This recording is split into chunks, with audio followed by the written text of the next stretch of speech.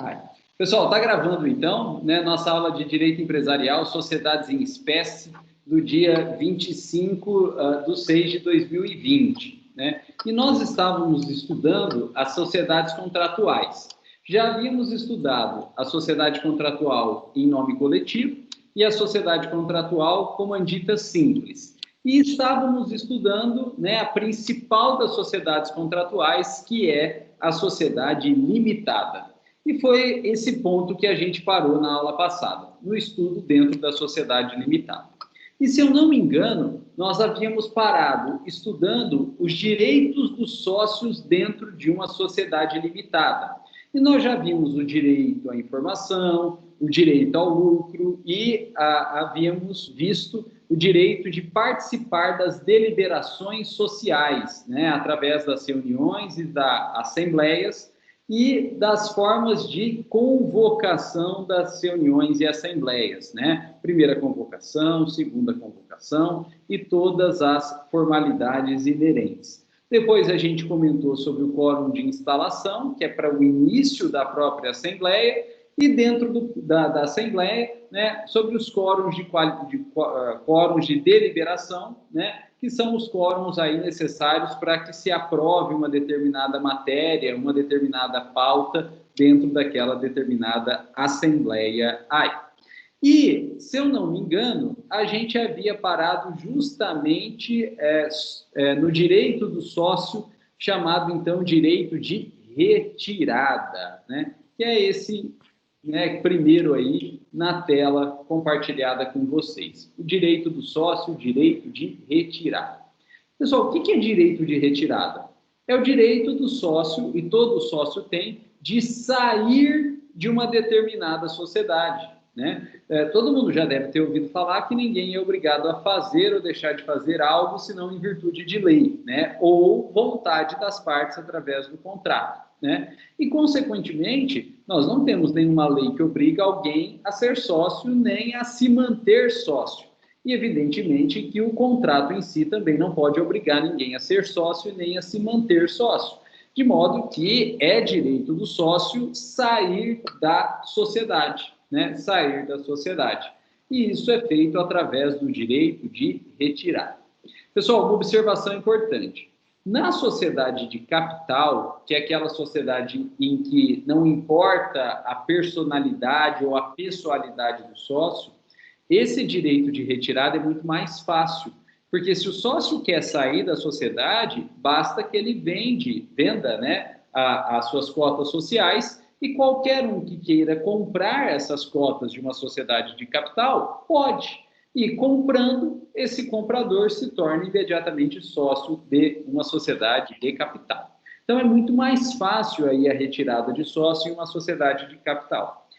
Na sociedade de pessoa, não há proibição de retirada, né? Então, o direito de retirada existe também numa sociedade de pessoa. Não há proibição de retirada. Só que na sociedade de pessoa é muito mais difícil o exercício do direito de retirada, porque o sócio ele só vai conseguir sair se ele conseguir transferir as suas cotas sociais para um terceiro, mas que a sociedade em si, os demais sócios, aprovem esse terceiro. Porque na sociedade de pessoa, né, os demais sócios eles têm direito de veto do ingresso de novo sócio. Né? Então tem que tomar cuidado com isso. Na sociedade de pessoa também existe direito de retirada, só que o exercício desse direito de retirada é mais difícil. Não que o sócio fique proibido de vender. Ele pode vender, ele pode transferir, ele pode doar, ele pode morrer e, com isso, as suas cotas sejam dadas em sucessão, só que o ingresso desse terceiro, ou que compra, ou que recebe em doação, ou que seja herdeiro, ele vai ter que, na verdade, passar pelo crivo dos demais sócios, porque os demais sócios têm direito, né, têm possibilidade de anuir e, consequentemente, tem também possibilidade de não anuir, de vetar o ingresso. Então, pessoal, se aparecer na prova aí que não existe direito de retirada em uma sociedade de pessoas, vocês vão marcar que isso é falso. Existe sim, apesar de ser mais difícil de se viabilizar na prática esse direito de retirar. E foi feito para isso mesmo, né? A sociedade de pessoa foi feita para isso mesmo, para ter um controle sobre quem são os sócios e, portanto, a saída e a mutação, né, de sócio. Foi criado para isso mesmo. Então, ele não extingue o direito de retirada, mas o seu exercício é um pouco mais difícil. E, pessoal, um outro ponto que é importante dentro do direito de retirada, apesar de não ser algo muito usual, ele se refere às sociedades por prazo determinado e às sociedades por prazo indeterminado. As sociedades por prazo determinado é aquela que é criada e no próprio contrato social da sociedade por prazo determinado se estipula uma data futura em que a sociedade deverá ser extinta. O contrato social, então, ele já traz uma data futura em que a sociedade deverá ser extinta. Essa é a sociedade por prazo determinado. É extremamente raro, né? É extremamente raro, mas a lei permite essa possibilidade de se criar, então, sociedade por prazo determinado. Pessoal, o importante, atingindo o prazo, essa sociedade por prazo determinado, ela deverá ser extinta. E se ela não for, ela se torna, na verdade, uma sociedade irregular, também chamada de sociedade incomum, também chamada de sociedade de fato. E o grande problema disso é que a sociedade irregular, a sociedade incomum e a sociedade de fato, lembrem bem, ela tem responsabilidade ilimitada. Então, veja, uma sociedade ilimitada por prazo determinado, ela será limitada mesmo até o atingimento do prazo. Porque atingindo o prazo, ela deve ser extinta. E se ela for extinta, beleza, resolveu, né? Ela deixou de existir e acabou, né? Agora, se atingir o prazo e ela não for extinta, ela continua em operação, mas ela continua em operação de forma irregular. Então, a partir dali, ela adquire, né, ela adquire responsabilidade ilimitada. Então, atingiu o prazo, mas não foi extinta, os sócios continuam operando e fazem dívida, essas dívidas vão poder recair sobre o patrimônio pessoal do sócio.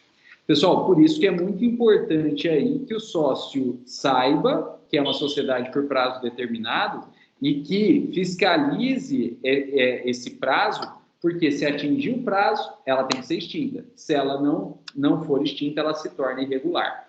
Agora, se os sócios não quiserem que ela seja extinta, não é só tocar o barco. Eles vão ter que, previamente à data de extinção, alterar o contrato social e tirar aquela cláusula contratual de prazo determinado. E se retirarem, então, a cláusula contratual de prazo determinado, antes do prazo, alterando o contrato social, portanto, antes do prazo, ela que era de prazo determinado se torna, então, por prazo indeterminado, e aí ela pode seguir operação regularmente, com responsabilidade limitada aí. Então, tem que ficar de olho. Se tiver por prazo determinado e não quer extinguir, vai ter que alterar o contrato social previamente, né, e retirar do contrato social essa cláusula de prazo. Senão, ela vai se tornar uma sociedade irregular, de responsabilidade, então, ilimitada. Pessoal, nessas sociedades com prazo determinado, existe direito de retirada. Porém, pessoal, a lei exige que o sócio, para que ele possa de fato sair de uma sociedade com prazo determinado, que ele traga uma justa causa provada judicialmente, né? Se a sociedade, então, é por prazo determinado, existe direito de retirada, só que esse direito de retirada, ele exige, na verdade, uma justa causa provada judicialmente. E, portanto, pessoal, veja só, ele tem dois requisitos. Primeiro é a justa causa. Então, tem que ter um motivo real para o sócio poder sair dessa sociedade. A lei não traz quais são os motivos, né? A lei não traz quais são os motivos. E por que a lei não traz? Porque, na verdade, para que exerça o direito de retirada, o sócio vai ter que entrar com uma ação e alegar e provar esse motivo nessa ação. E quem vai, então, verificar se é justa causa ou não, se é uma causa justa ou não, é o juiz, né? Então, não há necessidade da lei trazer quais são as justas causas, porque a lei exige ação judicial. E na ação judicial é o próprio juiz, segundo a sua discricionalidade, segundo o seu entendimento, que vai verificar se aquilo que foi alegado e provado pelo sócio que quer exercer o seu direito de retirada, quer se retirar, quer sair da sociedade, é justo ou não. Se for justo, é o juiz que permite a retirada do sócio. Se o juiz, ao contrário, entender que é injusto, que não é um bom motivo, né, que não se justifica a saída do sócio, o juiz vai negar a saída daquele sócio e o sócio, então, ele vai ter que permanecer na sociedade até que seja atingido o prazo, né? É uma sociedade por prazo determinado, então até que seja atingido o prazo, e aí, então, é que essa sociedade vai poder ser liquidada. E vocês vão me perguntar, professor, por que funciona assim na sociedade por prazo determinado? Porque se a sociedade é por prazo determinado e esse prazo está previsto no contrato social e os sócios assinaram o contrato social, na verdade, esses sócios fizeram uma promessa de manter a sociedade por aquele prazo. E se ele, sócio, quer se retirar antes do prazo, ele, sócio, na verdade, está descumprindo uma promessa que ele mesmo já fez. E como vocês estudaram aí, estão estudando aí em direito das obrigações, né? Em direito das obrigações, vale o famoso adágio jurídico aí, que pacta sunt servanda, né? Pacta sunt servanda. O que é pacta sunt servanda? Pacta é pacto.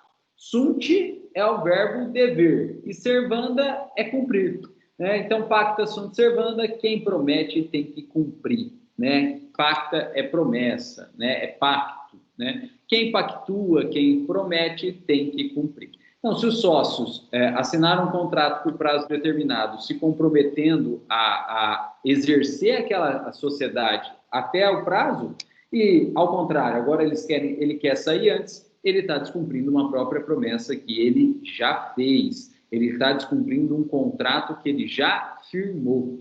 E aí é necessário, então, que ele tenha, na verdade, autorização do juiz para que ele descumpra esse contrato. Pessoal, é a mesma ideia de todo e qualquer contrato, né? É a mesma ideia de todo e qualquer contrato. Se eu faço um contrato prometendo vender meu carro, né? E o Luciano faz o mesmo contrato prometendo a comprar o carro e pagar o preço, né? O Luciano é obrigado a me pagar, o comprador sempre paga primeiro, e o vendedor, então, recebendo o preço, é obrigado a transferir esse determinado bem, esse veículo aí. Ah, mas eu não quero mais. Não importa a tua vontade nesse momento, porque você já manifestou vontade anterior e você já firmou contrato nesse sentido. Ah, mas na verdade agora o mundo mudou, né? Agora o mundo mudou e como a gente não pode mais sair pela rua e eu vou precisar do carro, né? Eu vou precisar, já que não dá para usar mais transporte público, que complicou o transporte público, agora eu vou precisar do carro, não vou poder vender mais. Não sou eu que escolho mais. Se eu quiser, então, entrar com uma ação de rescisão, se eu quiser rescindir o contrato, né, porque mudou a circunstância fática, aí eu vou precisar de uma ação judicial. É o juiz que vai analisar se é caso ou não de rescisão contratual. Pessoal, e não só rescisão, né, mas revisão de contrato, né? A gente fez aí um contrato de locação da nossa casa. E o mundo mudou, né? As circunstâncias fáticas aí mudaram e eu perdi meu emprego e eu não estou conseguindo mais pagar aquele valor. Eu quero, então, em razão dessa situação imprevista e até imprevisível que foi a pandemia, eu quero, então, reduzir o valor do aluguel. Eu vou ter que, se o proprietário não concordar, eu vou ter que entrar com uma ação e alegar aí, né, a teoria da imprevisão, né, que é outra cláusula famosa também de direito das obrigações. É a famosa cláusula rebus sic stantibus, né? Rebus sic stantibus, né? E hoje a gente chama de teoria da imprevisão, que vocês vão estudar ou já estudaram aí em direito civil em teoria geral das obrigações. Pessoal, o que significa a cláusula rebus sic stantibus? Rebus sic stantibus significa que as condições contratuais permanecem enquanto permanecerem a situação fática. E o contrário, se mudar a circunstância fática, muda também as circunstâncias ou as previsões ou as cláusulas contratuais, né? Então, rebus sic stantibus permanece enquanto estabilizado. Permanece enquanto estabilizado. Mas, se não estabilizado, ou seja, mudando as circunstâncias fáticas, muda-se também as circunstâncias contratuais, as previsões, as cláusulas contratuais. Cláusula rebus sic stantibus. E toda vez que eu falo dessa cláusula rebus sic stantibus, eu lembro de uma professora que eu tive, né? Ela deve ter sido colega de turma do professor Guilherme, né? Que era a professora Deise Gogliano, né? Professora Deise Gogliano. Ela já tinha bastante idade aí quando eu fiz faculdade. E ela deu aula para mim de teoria geral das obrigações e ela sempre falava dessa cláusula rebus sic stantibus. E como ela já tinha idade, a gente brincava, né, que ela deve ter escrito essa cláusula aí que vem do Império Romano, né? Colega de turma do professor Ailton Nossa. Desculpa, do professor Domingos e do professor Guilherme aí, né? E era interessante que essa professora, o marido dela morreu no incêndio do edifício Joelma, em São Paulo, né? E ela sempre falava desse incêndio, né? Então, foi algo que realmente pesou bastante para ela, aí, né, a professora Davis. Eu sempre lembro dela. Né? Fica aí minha homenagem, minha saudade da professora Davis. Né? Ela deve ter bastante idade já. Bom, pessoal, então, sociedade com prazo determinado, né, exige, então, justa causa e ela só pode ser exercida judicialmente. E é o juiz que, no caso concreto, né, segundo a discricionariedade judicial, que vai analisar se houve ou não houve justa causa. Bom, pessoal, e nas sociedades por prazo indeterminado, não há necessidade nem de justa causa e nem de ação judicial. Na sociedade por prazo indeterminado, não há necessidade nem de justa causa e nem de ação judicial. Por quê? Nas sociedades com prazo indeterminado, os sócios não se comprometeram a cumprir um determinado prazo. Foi igual ao amor, né? Igual ao casamento, que seja eterno enquanto dure. Mas quanto vai durar? Não sei. E não havendo mais interesse, é possível a qualquer momento romper esse vínculo conjugal, né, matrimonial e também, claro, esse vínculo que a gente está estudando, que é o vínculo societário, que a gente chama de affectio societatis. Então, na sociedade por prazo indeterminado, não há necessidade nem de justa causa e nem de ação judicial. O sócio é livre para ele sair, então, a hora que ele quiser.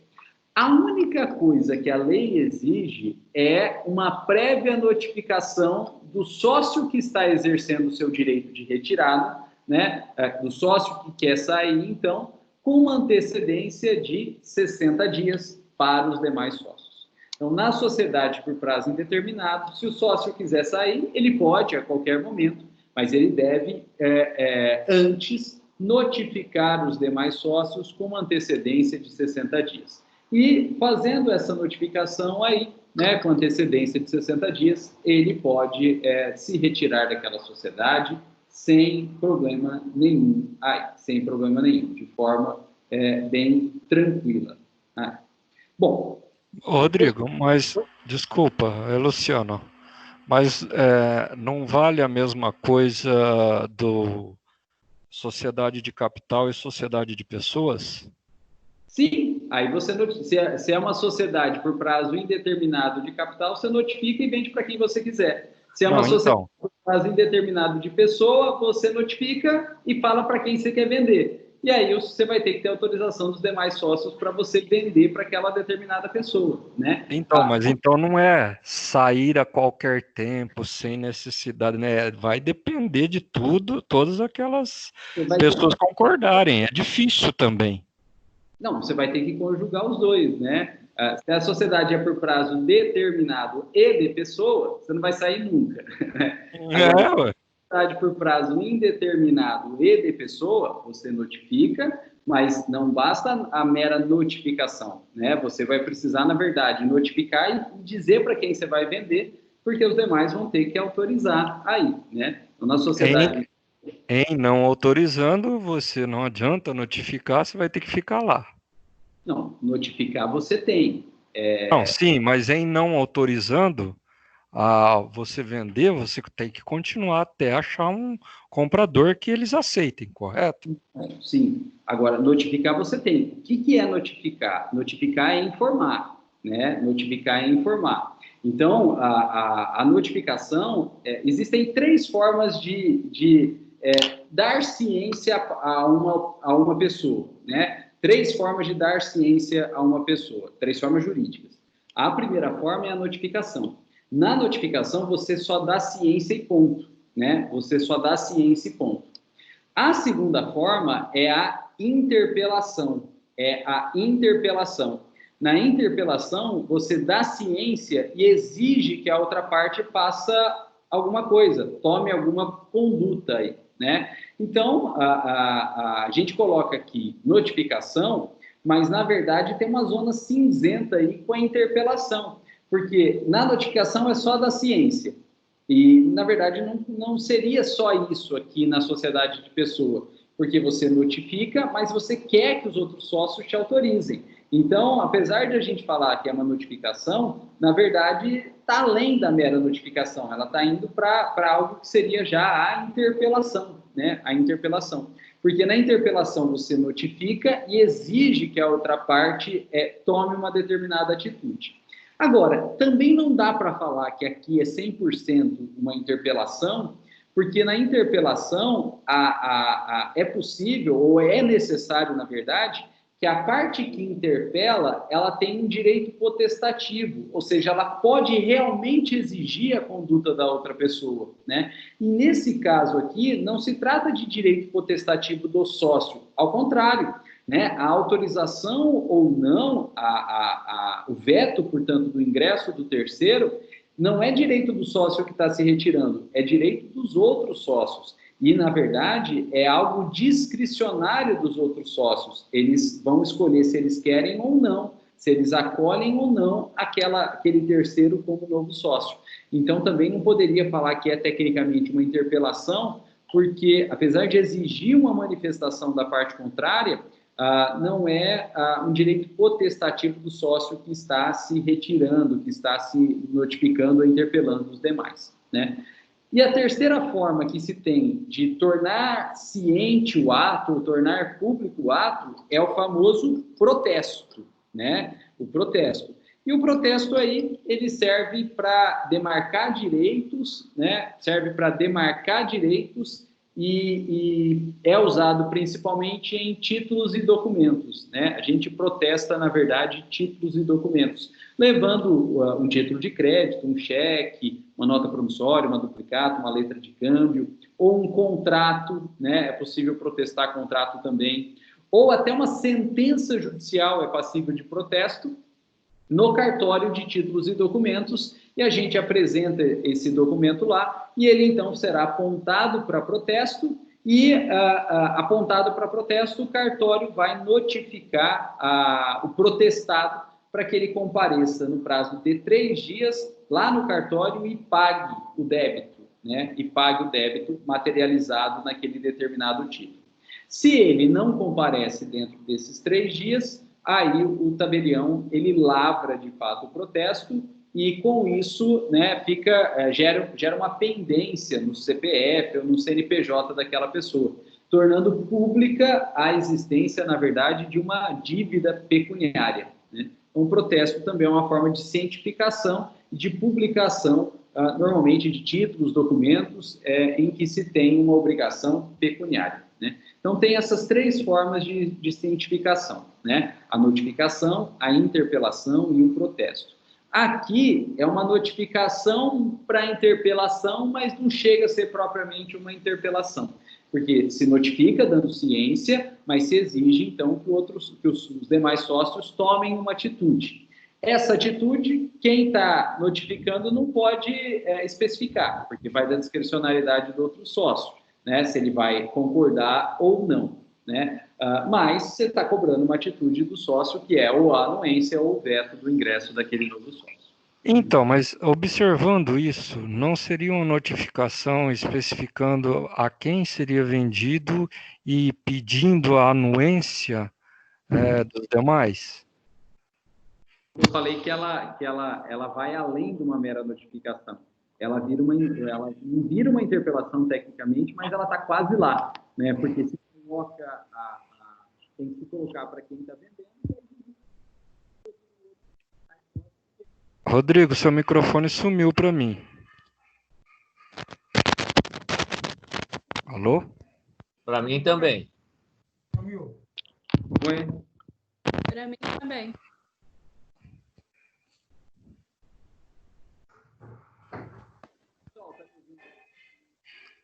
Tô te escutando muito baixo, Rodrigo. Ué, o que será que aconteceu? Deixa eu ver aqui, pessoal, configuração. Normalizou. Beleza. Eu imaginei que a gente fosse ter vários problemas hoje, porque a internet ficou ruim o dia inteiro aqui, né? Então, isso aqui dá dentro da previsão. Eu achei que a gente às vezes nem ia conseguir ter aula, porque a internet estava muito ruim. Não, você foi falando e foi sumindo, sabe? Agora normalizou. Normalizou. Então, beleza. Então, realmente está mais para a interpelação, mas não chega a uma interpelação. Por quê? O sócio notificante, então, que quer exercer seu direito de retirada, ele vai colocar o nome de quem ele quer vender, né? E vai, na verdade, cobrar a anuência, né? Mas ele não pode exigir, de fato, a anuência, porque é a discricionalidade dos outros sócios aí. Mas ele cobra uma conduta dos demais sócios, se os demais sócios vão concordar ou não, né? Então, realmente, ela chega mais para uma interpelação aí. Então, coloca o nome do comprador, né? E coloca também o pedido para que eles concordem com essa venda aí. Eu vejo assim, se especificar tudo, né, para os sócios, olha, é fulano de tal, papá, e a anuência de sim ou não. Rodrigo, Oi? só ajudando um pouquinho aí, talvez, mas há necessidade da venda? Não, o sócio vende se quiser. Saída. O sócio saída. O sócio vende se quiser, né? É direito dele. Ele está saindo porque ele quer, mas ele não pode sair de qualquer jeito quando a sociedade é de pessoas. Sim, aqui está dizendo, né? Saída e não venda, né? Mas saída é o gênero, né? Aí ele pode vender as cotas sociais, ele pode doar as cotas sociais, né? A cota social faz parte do patrimônio dele, ele faz o que ele bem entender, né? Ou vendendo, ou doando. Só que se for uma sociedade, então, de pessoa, é um pouco mais complexo, né? Se for prazo determinado, ele vai ter que ir para a justiça. Não tem jeito. Seja de capital, seja de pessoa, ele vai ter que ir para a justiça. Agora, se é prazo indeterminado, ele pode fazer sem ir para a justiça. Ele pode fazer de forma extrajudicial. Mas, se for de pessoa, na notificação, ele vai ter que colocar para quem que ele está vendendo e ele vai ter que colocar um pedido para os demais sócios para que eles aprovem essa venda para os demais aí, né? Pessoal, e tem que ter essa notificação porque os demais sócios têm direito de preferência, né? A gente já comentou aqui também que os demais sócios têm direito de preferência, então eles podem querer comprar aquelas cotas. No valor que está sendo eventualmente vendido, eles podem querer comprar aquela determinada cota aí. Bom, pessoal, com isso a gente terminou o direito de retirada e a gente pode falar um pouquinho sobre o próximo direito do sócio, que é o direito à informação, né? Próximo direito do sócio é o direito à informação. Pessoal, o sócio ele tem direito à informação tanto dos administradores da sociedade, quanto dos demais sócios e também perante órgãos públicos aí que atuem, né, junto, que aquela determinada sociedade atue junto, né? Então, veja, o sócio, ele pode não ter direito de representar aquela sociedade, assinando contratos, né, inclusive perante órgãos públicos. Porém, o sócio, mesmo que não seja o administrador, ele vai ter direito à informação referente àquela determinada sociedade. Então, ele vai, em nome próprio, mesmo não sendo administrador, poder requerer informações pertinentes àquela determinada sociedade, né? Eu contei para vocês um caso, né, de um amigo meu que foi abrir uma clínica odontológica na Bahia, né? E aí que o sócio dele falava que pagava os tributos, mas não pagava, né? E meu colega confiou nele, né, e falava, eu sou dentista, eu vou clinicar, eu não vou administrar a sociedade. E nunca se preocupou. Mas se ele quisesse, ele poderia ir perante os órgãos públicos, né, o município, aí, né, o Estado, né, e a própria União, e buscar certidões referentes aos débitos daquela determinada sociedade, né? E não se poderia alegar sigilo tributário em relação a ele, porque ele tem direito à informação, né? Ele tem direito à informação. E esse direito à informação, pessoal, está previsto aí no artigo 1021 do Código. Olha lá. Salvo estipulação que determine época própria, o sócio pode, a qualquer tempo, examinar os livros e documentos e o estado da caixa, né, e da carteira da sociedade, né? E veja que não fala sócio administrador, fala sócio, né? Então, todo e qualquer sócio ele tem direito à informação perante a sociedade ou que os órgãos públicos tenham, né, perante aquela a respeito, né, a respeito daquela determinada sociedade. Bom, pessoal, e depois vem, como decorrência do direito à informação, o próximo direito do sócio, que é o direito à fiscalização, né? O sócio ele tem direito a fiscalizar aquela determinada sociedade. Pessoal, Rodrigo, desculpa, Luciano. Esse direito à informação, a pessoa é leiga, mas ela é sócia. Ela pode contratar um terceirizado especializado em fazer uma auditoria, por exemplo, e utilizar dessa pessoa? Pode, ele vai ter que dar procuração para essa pessoa ter acesso, né? Não, então, e a empresa é obrigada a abrir, mesmo ele não sendo sócio administrador, a abrir todas as informações para essa terceirizada. É porque não é para ele, né? É para o sócio. Só que esse terceiro ele vai ter que ter a procuração com poderes para isso, né? Mas se o sócio der procuração com poderes específicos para isso, é o terceiro que está lá.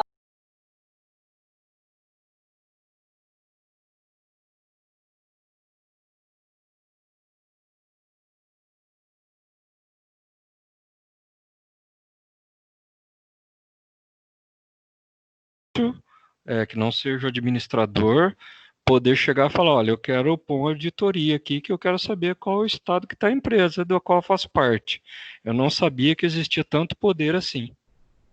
O 1021 é expresso, salvo estipulação que determine época própria, o sócio pode, a qualquer tempo, examinar os livros e documentos e o estado de caixa da carteira, quer dizer, ele pode ter acesso a tudo, né? A sociedade, o artigo 1021 não fala de auditoria, mas se você pode ter acesso a todo e qualquer documento, você contrata a auditoria, pega os documentos e aí, a partir daqueles documentos, é feita a auditoria, né? Mesmo porque, geralmente, é como seu amigo falou, bom, eu sou leigo, eu vou clinicar. Mas ele podia, de repente, falar, bom, eu quero ver qual é o estado que está a empresa. Então, ele poderia, olha, eu quero fazer uma auditoria aqui dentro. É isso que você está dizendo, certo? O fazer auditoria é a técnica. Agora, para conseguir fazer a técnica, você precisa de documento. E o importante não é a técnica, o importante é ter acesso ao documento. Se você tem acesso ao documento, você faz o que você quiser, inclusive a auditoria, né? Então, o importante são os meios, né? E o meio para isso é ter o documento. O que você vai fazer com esse documento é problema do sócio, né? Ele tem direito a ter a informação, ter o documento, e se ele, tendo esse documento, ele pode contratar auditoria? Pode.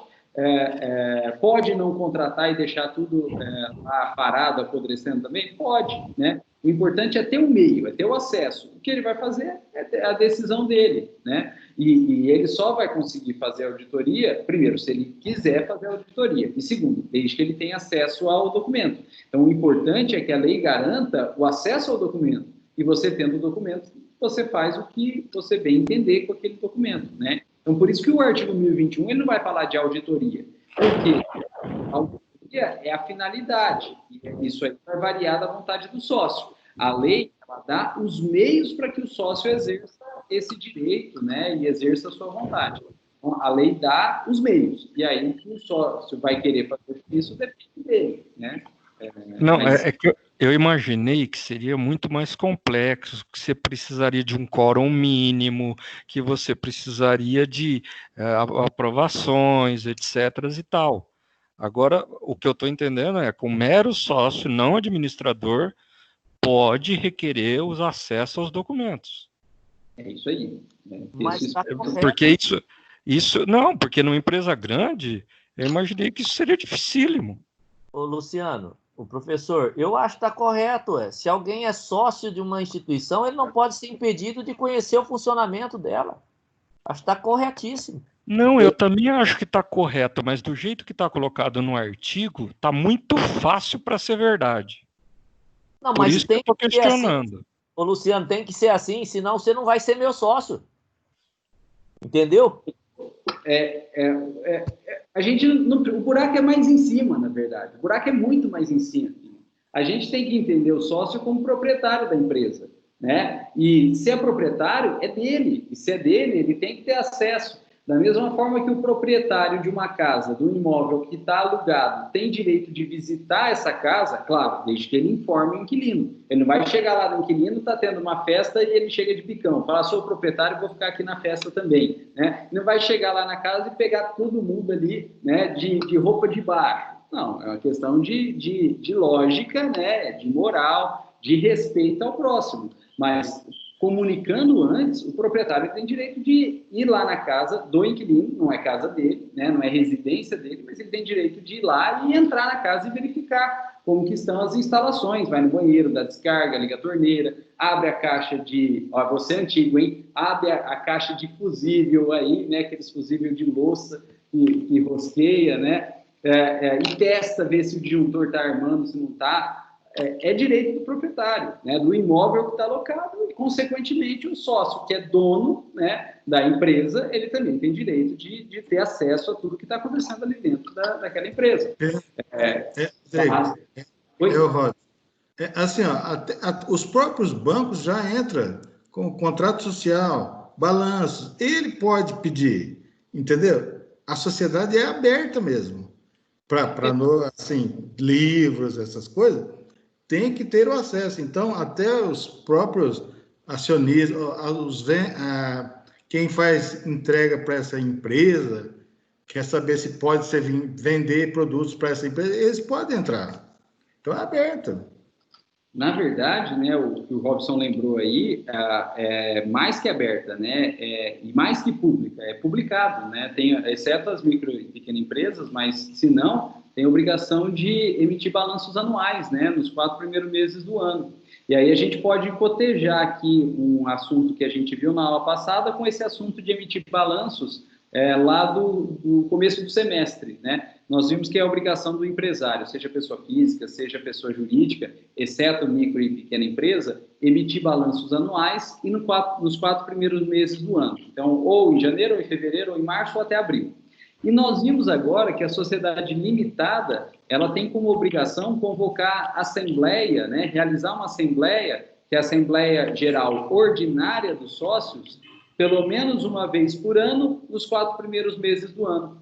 E aí, cotejando as duas informações, a gente sabe uma das pautas padrão da Assembleia Geral Ordinária, que é realizada pelo menos uma vez por ano nos 4 primeiros meses do ano, que é a aprovação dos balanços, né? Então, toda a sociedade limitada com mais de 10 sócios, sendo obrigada, portanto, a realizar a Assembleia, elas sempre realizam essa Assembleia Geral Ordinária, e o primeiro tópico da pauta dessa Assembleia Geral Ordinária é sempre a aprovação do balanço do ano anterior, né? Então, é padrão isso aí. Então, mais que público, né, o balanço interno dela é publicado, né? E isso aí é posto em votação, os sócios administradores que fazem, isso é posto em votação na Assembleia Geral Ordinária, e, portanto, é dado conhecimento a todos os sócios, e os sócios têm que aprovar aquele balanço. E, consequentemente, né, se é posto para a votação e pode ser aprovado, ele pode ser também rejeitado,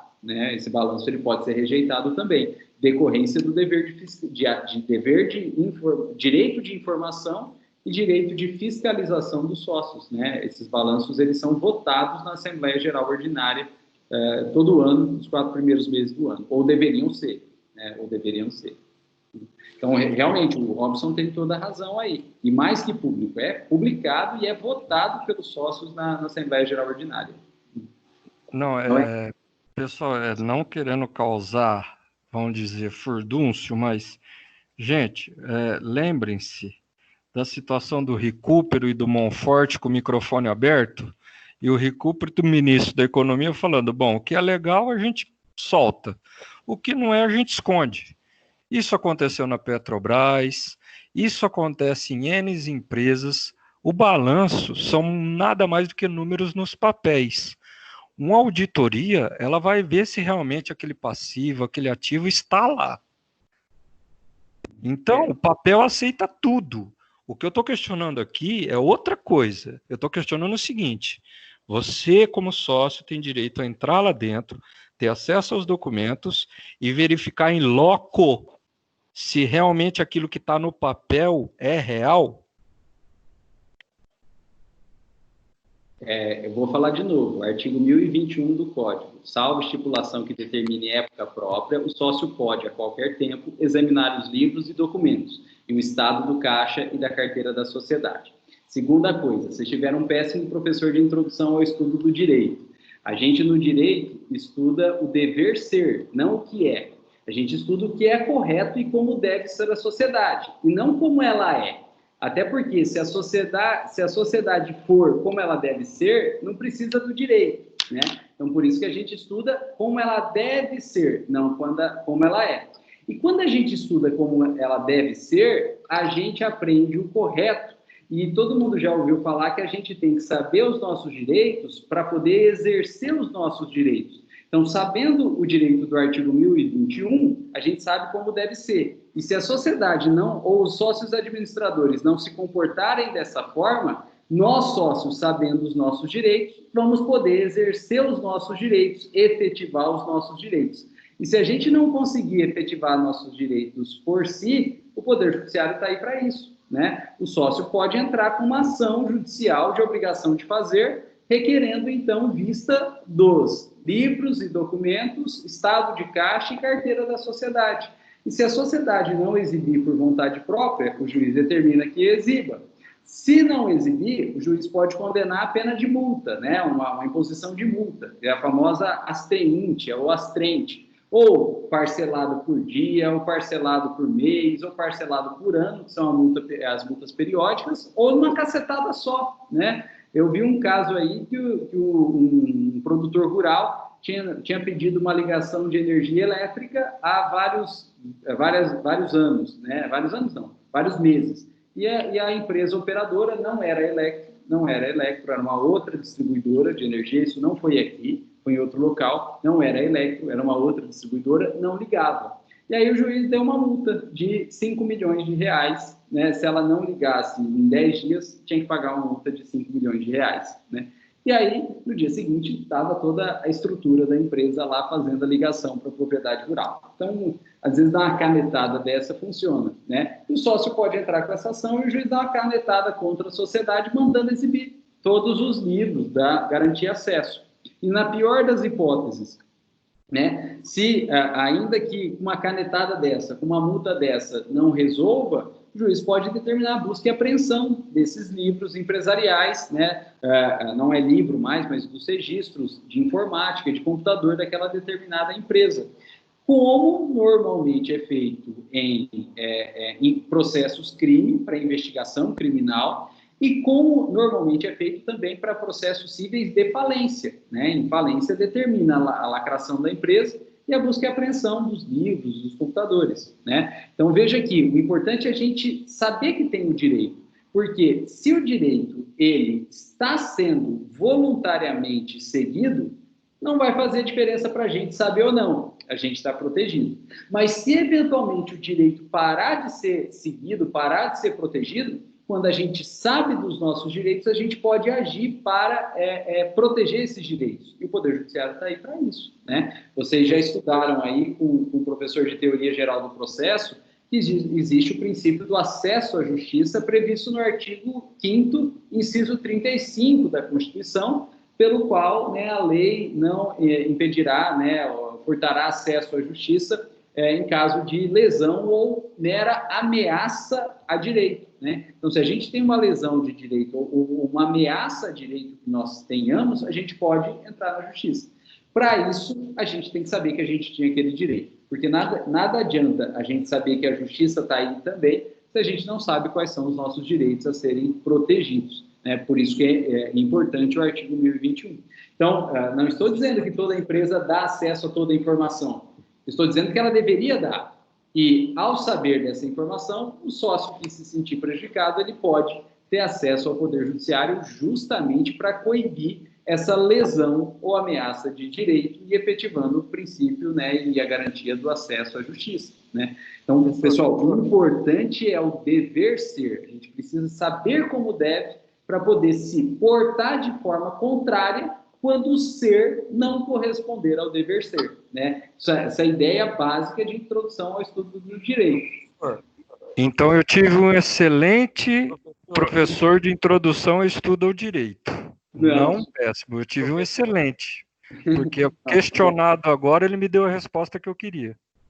Não, tiveram um péssimo professor de introdução ao estudo do direito. A gente estuda aqui o dever ser, né? Esse é o papel do curso de direito e do operador do direito, né? Agora, se a gente sabe que na prática não é assim, a gente sabe, né? E a gente agradece a gente, enquanto operador do direito, agradece que na prática não seja assim, porque é onde está o trabalho, né? É onde está aí o ganha-pão do operador do direito, né? Professor, por exemplo, oi? É o especiato. Oi, especiato. O Luciano me atravessou porque ele é meio mal educado mesmo, viu? Mas eu ia discordar de você quando falou do meu professor de introdução ao estudo do direito. O meu foi ótimo, entendeu? E eu nem permito que alguém fale mal dele, de jeito nenhum, entendeu? Mas o Luciano me atravessou, ele foi mais esperto que eu, porque o cara não fica rico e não é fazendeiro à toa, né? É mais esperto que eu mesmo. Me desculpe, especiato. Não repetirei a falha. Gente, eu agradeço a palavra de vocês, mas ouso discordar, né? Ouso discordar dessas manifestações aí. E o mundo do ser e o mundo do dever ser. Estava brincando, né, que o operador do direito ele agradece que o ser é diferente do dever ser, porque é aí onde está o ganha-pão, né? Então, tem muito advogado aí que fala, olha, o Ministério Público ajuizou um processo crime fraco, né? É muito em relação ao Ministério Público. O advogado falando, né? O Ministério Público entrou com um processo crime absurdo, não tem nada a ver. Ou uma ação civil pública absurda, não tem nada a ver. Aí o advogado fala, não, essa ação não tem pé nem cabeça, isso aí nunca poderia ter sido ajuizado. Meu, ele está cuspindo no prato que ele vai comer, né? Então, ele pode até não concordar muito com a ação, mas ele não pode falar isso, não devia ter entrado com a ação, isso é um absurdo. Tem que agradecer que entrou com a ação, porque, né, foi pela conduta de ter entrado com a ação que o advogado foi contratado para fazer a defesa, né? Então, tem que agradecer que entrou com a ação. E também tem que tomar muito cuidado de falar que a ação é absurda, Porque se fala que a ação é absurda e ganha, foi porque a ação era ruim, não foi bom, não quer dizer que o serviço, não quer dizer que o serviço do advogado foi bom. O serviço pode ter sido ruim, mas ganhou não pelo serviço do advogado, ganhou porque a ação era ruim, né? E se fala que a ação é um absurdo e perde, fica muito pior, né? Fica horrível para o advogado. Então tem que tomar muito cuidado com essas críticas das ações aí. O Poder Judiciário aceita tudo e o advogado, como operador do direito, agradece e vai se comprometer a fazer o melhor trabalho possível, né? Se ele falou que é absurdo e ganhou, na verdade ele desqualificou o próprio serviço dele. Se ele falou que era absurdo e perdeu, ele desqualificou mais ainda o próprio serviço dele. Então tem que tomar muito cuidado com isso, né? Então, o operador de direito agradece que o mundo do ser não é igual ao dever ser, mas também o operador de direito tem que tomar muito cuidado em fazer críticas, né, em determinadas ações judiciais. O Poder Judiciário está aí para tudo, né? O Poder Judiciário está aí para tudo, acesso à justiça. E aí, o operador de direito ele tem que tomar muito cuidado de fazer críticas com esses processos, né? Porque, primeiro, que é o ganha-pão dele, e segundo, se ele critica e perde, fica muito feio. Se ele critica e ganha, não foi ele que ganhou, foi o processo que era ruim, né? Então, é uma faca de dois gumes. Se correr, o bicho pega, se ficar, o bicho come, né? Então, a gente agradece os processos, qualquer que seja ele, bom ou ruim, e a gente nunca desqualifica o processo, porque desqualificar o processo é desqualificar também o nosso serviço depois, né? Então, tem que tomar cuidado. Para piorar mais um pouquinho, Rodrigo, eu vou dizer assim, todas as empresas, ela já tem a interna dela, né? A auditoria interna. Já para não conversar com os donos da empresa, certo? Conversar com a auditoria externa, para ficar livre, não é? E assim, independente. Olha só. Pessoal, o Robson tem toda a razão era esse ponto que eu queria chegar, né? Só que a gente não fala auditoria interna, a gente fala conselho fiscal, né? Em decorrência desse direito de fiscalização, as empresas elas podem ter o conselho fiscal. E o papel do conselho fiscal é fazer auditoria interna, né? É o ombudsman aí, né? Que é fiscalizar a atuação não de todos os sócios, mas a atuação dos sócios administradores. Só que o problema é que na sociedade limitada, o conselho fiscal é facultativo, ele não é obrigatório. Então, se os sócios quiserem criar, eles podem. E eles vão ter que criar, então, através da previsão expressa no contrato social ou do aditamento do contrato social, da alteração desse contrato social, prevendo, então, o conselho fiscal. E o papel dele é o que o Robson falou, que é fazer a auditoria interna dentro dessa sociedade. Só que o conselho fiscal, na sociedade limitada, não é órgão obrigatório, é órgão facultativo. Cria se quiser. E esse é uma diferença da sociedade limitada para as sociedades anônimas. Na sociedade anônima, em regra, o conselho fiscal é um órgão obrigatório, né? Então, esse papel de auditoria interno é muito mais forte dentro das sociedades anônimas, porque lá o conselho fiscal é órgão obrigatório. Então, lá de fato vai ter. E o motivo é muito simples. As sociedades limitadas, elas podem ser grandes, mas elas podem ser pequenas também, né? E a pequena não teria condições econômicas de arcar com um órgão permanente, né, que é o Conselho Fiscal. Então, a lei não obriga que elas tenham. Agora, as grandes sociedades limitadas, né, aí tem uma questão de bom senso que elas criem e elas têm um Conselho Fiscal aí, mas não é obrigatório nem para as grandes. Enquanto que na sociedade anônima é obrigatório o conselho fiscal, porque as sociedades anônimas realmente são as grandes sociedades, né? Que captam muito dinheiro no mercado vendendo ações e outros valores mobiliários, outros títulos mobiliários. E como elas, então, operam com essa grande quantidade de dinheiro, é necessário, então, ter uma fiscalização interna e portanto, o conselho fiscal é obrigatório. Então, eu não lembro se foi o Robson ou foi o Especiato ou o Luciano, deu o exemplo aí da Petrobras. A Petrobras é uma sociedade anônima, então a Petrobras, ela obrigatoriamente vai ter conselho fiscal. né? Então, a fiscalização interna é feita por ela mesma, né? Tem uma auditoria interna permanente aí, que é esse Conselho Fiscal. Pessoal, uma observação também em relação à Petrobras. Acho que foi o Luciano também que citou a Petrobras e aqueles casos anteriores que se passaram, né? Inclusive, em um determinado momento, a ex-presidente Dilma Rousseff, ela era membro do Conselho da Petrobras. Só que, um detalhe importante, ela não era membro do Conselho Fiscal, ela era membro do Conselho de Administração da Petrobras, na época da aquisição da refinaria de Pasadena. E aí jogaram tudo na conta da Dilma, né? Jogaram tudo na conta da Dilma, e ela mesma, Dilma, não teve culpa nenhuma nisso. Por quê? Porque ela não era da diretoria, ela não era do Conselho Fiscal, ela era do Conselho de Administração, e são coisas absolutamente diferentes. O Conselho Fiscal, sim, tem dever de fiscalizar.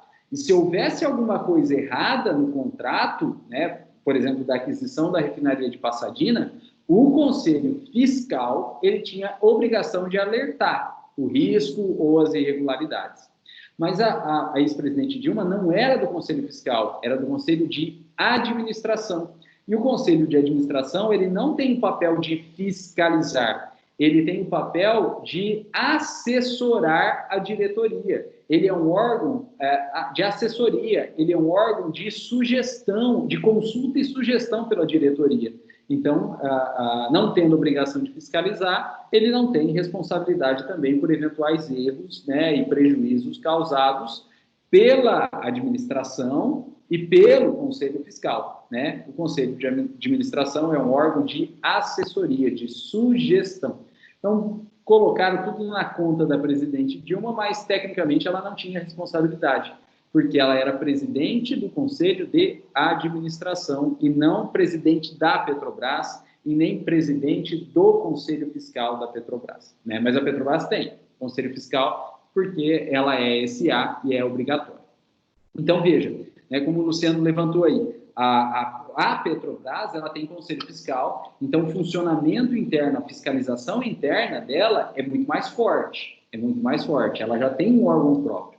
Enquanto que na sociedade limitada, que é que a gente está estudando, ela pode ou não ter Conselho Fiscal. E se não tiver, né, muito provavelmente, né, mundo do ser, como o Luciano levantou aí, vai ser muito difícil ter acesso às informações e aos livros lá dentro. Mas, nesse caso, é direito do sócio, o sócio faz valer o direito dele, indo diretamente ao Poder Judiciário, né? Se tiver Conselho Fiscal, o sócio pode procurar primeiro o Conselho Fiscal, né? E o Conselho Fiscal, como o Robson levantou, vai fazer auditoria interna. Beleza, resolve internamente. Mas se a sociedade limitada não tem um Conselho Fiscal, aí não tem outro jeito, né? Se a sociedade nega a informação para o sócio vai ter que se valer do Poder Judiciário mesmo, né?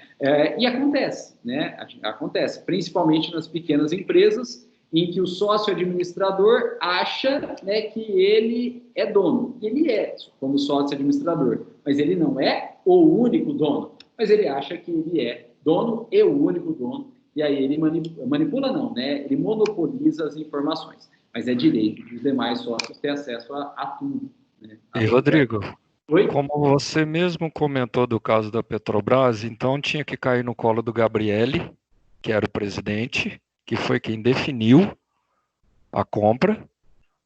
Foi ele que deu a palavra final. Era o Gabrielli na época. Eu não lembro quem que era. E na época, você também comentou que o fato deles não terem divulgado os balanços quadrimestrais, se eu não me engano, fez as ações despencarem dela voltar a ter 1/3 do valor que ela teria. Você mesmo fez esse comentário. Eu não lembro de valor. Agora, eu lembro bem que, pela lei, né, tem obrigação de emitir balanços uma vez por ano, nos primeiros 4 meses do ano. Uma vez por ano cumpriu a lei. E a Petrobras tinha emitido o balanço naquele ano, né? E a lei exige uma vez por ano, então beleza, ela estava dentro da lei, ela não tinha praticado nenhum ato ilícito, né? Ela não tinha praticado nenhuma irregularidade. Só que, como todas as SAs que vendem ações no mercado, a saúde econômica da empresa, ela reflete diretamente no valor das ações. Se a empresa está indo bem, as ações sobem, né? E se a empresa está indo mal, claro, as ações descem. Mas, em razão disso, né, as empresas indo bem, elas não gostam, elas não querem só um balanço por ano, elas querem emitir vários balanços, né? Time que está ganhando aí divulga. Então, há um costume de emitir pelo menos 4 balanços ao ano, né, que são balanços trimestrais, né? O Q1, Q2, Q3 e Q4. A cada 3 meses, então, emite um balanço, 4 balanços ao ano. E chegou mais ou menos a época que a Petrobras emitia, a época do ano que a Petrobras costumava emitir um balanço, né? E não emitia. E aí a imprensa começou a falar, a Petrobras está irregular. Não estava, ela não estava irregular, porque ela já tinha emitido um balanço por ano e, pela lei, basta um balanço. Mas ela estava, na verdade, não descumprindo, mas, na verdade, não seguindo, não cumprindo um costume que ela já tinha estabelecido e que é um costume padrão do mercado, né? E segurando a informação. E aí a galera falou, ó, se em time que está ganhando divulga, que vai subir o valor da ação, se não está divulgando é porque não está ganhando, é porque tem alguma coisa errada aí, né? E aí demorou alguns dias aí, e uma semana, e aí divulgou o balanço, e aí todo mundo ficou sabendo que tinha havido prejuízo por conta da aquisição da refinaria de Pasadena, né, nos Estados Unidos.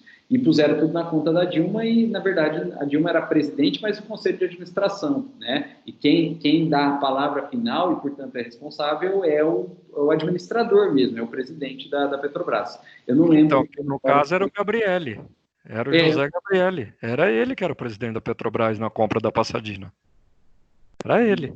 Eu não lembro quem era, mas é o presidente, né, o sócio não, né, o acionista administrador, né, o administrador da empresa que é o responsável pelos prejuízos, né, e se for o Gabrielli, se era o Gabrielli da época, eu não lembro, né, mas é ele que provavelmente era responsável. E acho que ele foi substituído pela Graça Foster, né, quando a Dilma já era presidente da República, né. Então, exatamente.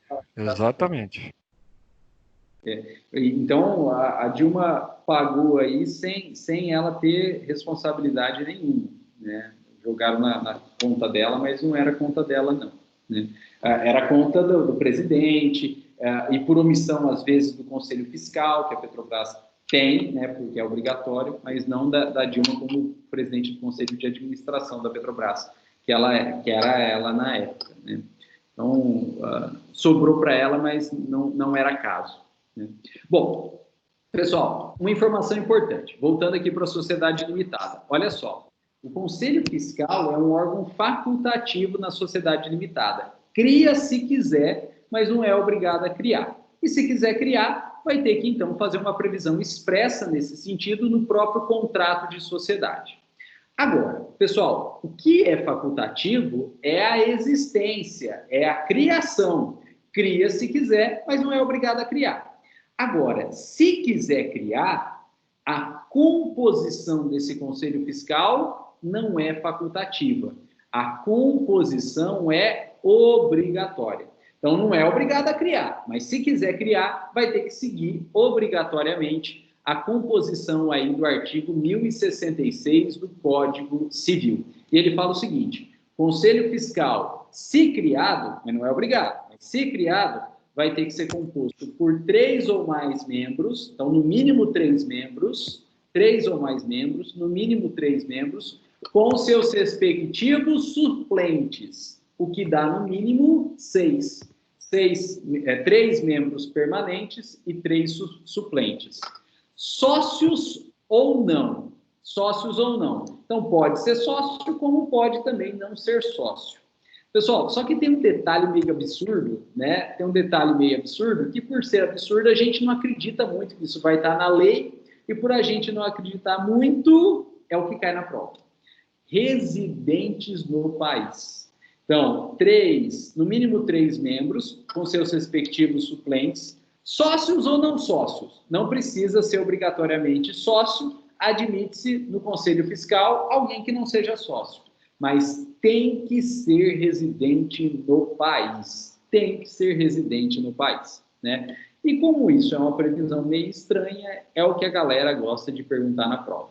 Então, tomem cuidado. Quando isso aqui cai na prova, né, eles não se preocupam muito com a quantidade, eles não se preocupam muito se é sócio ou não é sócio, isso é meio batido. Eles vão direto aqui para residentes no país. E eles colocam lá que é composto por 3 ou mais membros e respectivos suplentes, sócio ou não sócios, residentes ou não no país. Falso. Tem que ser residente no país. Obrigatoriamente residente no país. Então, tomem cuidado com esse detalhezinho aqui, né? A criação é facultativa, mas se criado, a composição é obrigatória. 3 ou mais membros, mais respectivos suplentes, sócios ou não, desde que obrigatoriamente residentes no país. Detalhe bobo, mas isso é perguntado em prova. Bem comum essa pergunta. Bom, pessoal, e com isso, então, a gente terminou a direito de fiscalização, né, e falamos um pouquinho do Conselho Fiscal, e acabamos até indo além, né, e falando do Conselho Fiscal da SA, né, do Conselho Fiscal da SA. E já comentamos, na verdade, 3 órgãos de uma SA, né, comentamos aí 3 órgãos de uma SA.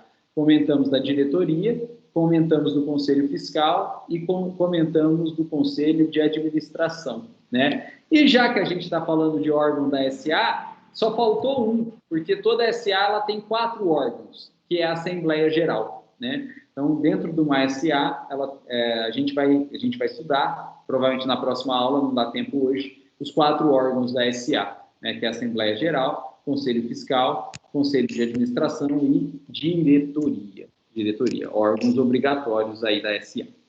Bom, pessoal, terminamos então, né, a direito de fiscalização e a gente pode falar um pouquinho sobre a administração da sociedade, mas isso é bem bobo, né? A sociedade é administrada pelo administrador, que pode ser nomeado no contrato social, mas se quiser trocar, pode também. E aí é feito em ato separado.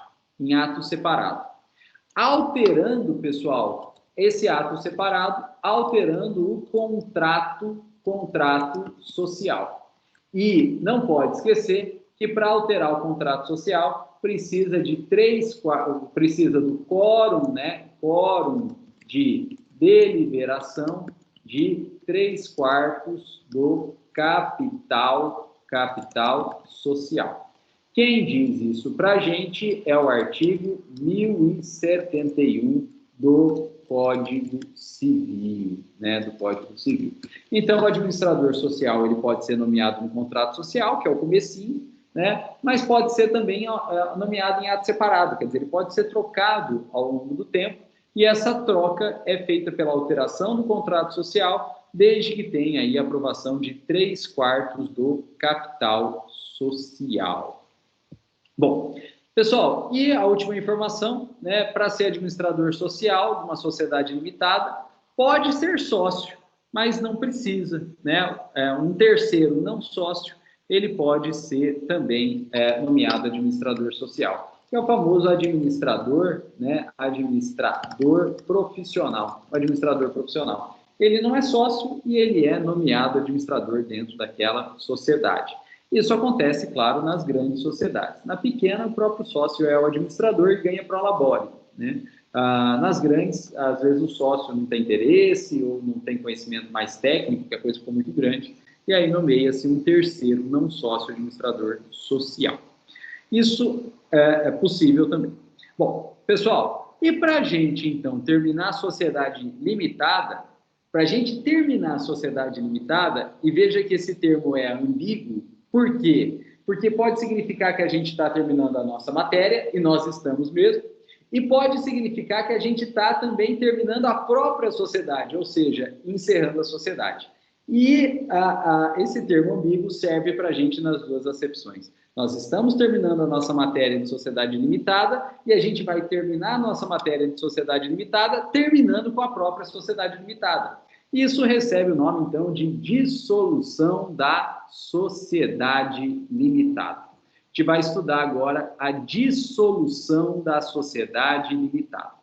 Pessoal, e o que é dissolução da sociedade? É a extinção da sociedade, né? É a extinção da sociedade, é o encerramento da sociedade. Ou, num jargão bem popular, é o famoso dar baixa, né? É dar baixa na sociedade, dar baixa na sociedade. Pessoal, nós não vamos fazer um estudo contábil, né? Nós não vamos fazer um estudo contábil, até porque nós estamos no curso de Direito, né? E também porque eu não sei, né? A parte contábil aí. Nós vamos fazer, na verdade, um estudo jurídico, né? Relacionado à dissolução da sociedade, à extinção da sociedade e o encerramento, né? Dessa sociedade aí. Quem manja mesmo de dar baixa na sociedade, claro, é o contador, né? Isso aqui é a atividade própria, técnica, né? É a área mesmo do contador. Então, a gente não vai fazer esse estudo técnico de contabilidade aí. A gente vai fazer um estudo jurídico, né? Sobre a dissolução da sociedade. Bom, pessoal, e a primeira coisa que a gente precisa saber, juridicamente falando, são as espécies de dissolução. Espécies de dissolução da sociedade. E nós temos duas espécies. Nós temos a dissolução parcial e a dissolução total. O que é a dissolução parcial? É a extinção da sociedade para um sócio, né? Então, tira, na verdade, um sócio. Só que a sociedade mantém-se em operação. Na dissolução parcial, a gente tira um sócio, mas mantém a sociedade em operação. Enquanto que na dissolução total, a gente extingue toda a sociedade, encerra as atividades, é o fim mesmo da sociedade. Então, a sociedade ela pode passar por uma dissolução parcial, que é a retirada de apenas um dos sócios. Ou então ela pode passar pela dissolução total, que é o encerramento total da sociedade. Uma informação importante, pessoal, olha só, no CPC de 73, a gente não tinha previsão de técnicas processuais de dissolução parcial, não tinha técnica processual de dissolução parcial. E era, portanto, uma lacuna normativa dentro da ciência processual e, claro, que isso gerava problemas práticos, né, em processos, né? Então, não tinha. Agora, pessoal, veio o CPC de 2015 e o CPC de 2015 trouxe regras próprias para a dissolução da sociedade, né? Hoje, na verdade, nós temos, então, um procedimento especial de dissolução de sociedade. Mais para frente, vocês vão estudar o que é o processo de conhecimento, o que é o processo de execução, e vocês vão estudar também, dentro desses processos, os procedimentos. E vocês vão ver que existe procedimento comum, que é comum porque ele serve para a grande maioria dos casos. E existem também procedimentos especiais, que são especiais porque eles são específicos para determinados casos. E no CPC de 2015, a gente tem um procedimento, né, especial, né, de dissolução de sociedade. Então, virou um procedimento especial aí, né? O que é ótimo, né? O que é ótimo, porque antes havia vários problemas processuais que não tinha norma, e aí o juiz era obrigado a dar, vou falar, dar jeitinho, mas não é com caráter pejorativo, né? É solucionar o problema em concreto. O juiz era obrigado a solucionar o problema em concreto, dentro do processo em concreto, por ausência de norma. Isso era muito ruim, porque gerava insegurança jurídica. Agora não, agora a gente tem um procedimento especial de dissolução de sociedade dentro do CPC de 2015, que é ótimo. Bom, pessoal, e temos a dissolução total da sociedade, quando a sociedade é extinta, quando ela encerra suas atividades aí.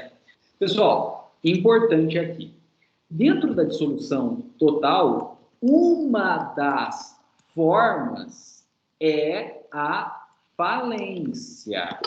Uma das formas é a falência.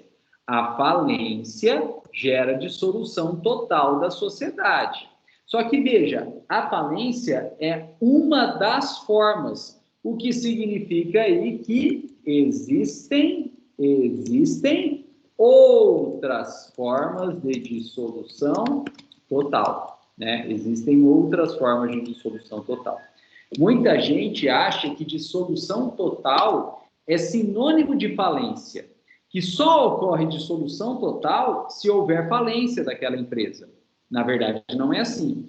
A dissolução total, ela tem como uma das formas a falência, e a falência é uma das formas de dissolução total, mas não é a única. Então, na verdade, dissolução total é algo muito mais amplo, é um gênero que se tem dentro, né, que se tem como uma das espécies a falência, né, mas não se encerra ali, não se encerra na falência. Existem outras formas de dissolução da sociedade. Então, tomem cuidado com isso, né? A gente acha aí que a falência é a única forma de dissolução total, que para ter dissolução total tem que ter falência, e não é assim, né? Eu já comentei com vocês, né, que eu falo que a falência é a morte matada, né? Por quê? Porque a falência vem de fora para dentro.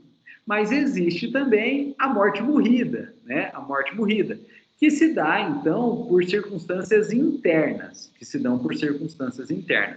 E chegou o momento, então, da gente estudar a morte matada, que é a falência, e da gente estudar a morte morrida, ou as mortes morridas, que são várias mortes morridas, são várias extinções por circunstâncias internas das empresas. Vendo aí, então, a dissolução total das empresas. Bom, pessoal, mas antes de entrar na dissolução total, vamos falar das hipóteses de dissolução parcial, né? Hipóteses de dissolução parcial. Lembrando que dissolução parcial é a que ocorre com apenas um sócio, né? Que ocorre apenas com um sócio. E a sociedade em si permanece em atividade. Ocorre com apenas um dos sócios e a sociedade em si permanece em atividade. Bom, pessoal, a primeira hipótese de dissolução parcial é o falecimento de um dos sócios, né? Primeira hipótese é o falecimento de um dos sócios. E aí vocês vão me perguntar, professor, faleceu um sócio, o que acontece? A resposta é, depende. Depende do quê? Se é sociedade de pessoa ou se é sociedade de capital. Né? Depende se é sociedade de pessoa ou se é sociedade de capital. Se for sociedade de capital, as cotas do falecido são automaticamente transferidas para os herdeiros, que automaticamente se transformam em sócios. Agora, pessoal, se for uma sociedade de pessoa, as cotas do falecido não se transferem para os herdeiros, pois, para tanto, dependerá de prévia autorização dos demais sócios. Dependerá de prévia autorização dos demais sócios. Se os demais sócios autorizam, as cotas são transferidas e os herdeiros, então, recebem as cotas. Se os demais sócios não autorizam, as cotas não são transferidas e os herdeiros não se tornam sócios. Porém, para que eles não fiquem no prejuízo, esses herdeiros são indenizados. A sociedade vai indenizar pelo valor das cotas aí, claro, a serem apuradas, né, o valor das cotas a serem apuradas aí no processo de inventário ou até numa ação autônoma de avaliação de cotas, né, uma ação autônoma de avaliação de cotas aí. Mas é assim que funciona. Então, falecendo o sócio, é uma dissolução parcial e o resultado final vai depender se é uma sociedade de pessoa ou se é uma sociedade de capital. Pessoal, segunda hipótese de dissolução parcial É a falência do sócio. É a falência do sócio. E aí, quando eu falo que a falência do sócio é uma hipótese de solução parcial, sempre vem alguém e pergunta, professor, mas você não falou lá atrás que a falência era de solução total? Falei. Mas de solução total é falência da sociedade. Aqui não é falência da sociedade. Aqui é falência de um sócio. Falência de um sócio. Aí depois vem aquela pergunta, professor, mas sócio pode falir? Pode, sem problema nenhum. Por quê? Porque a falência incide sobre empresário.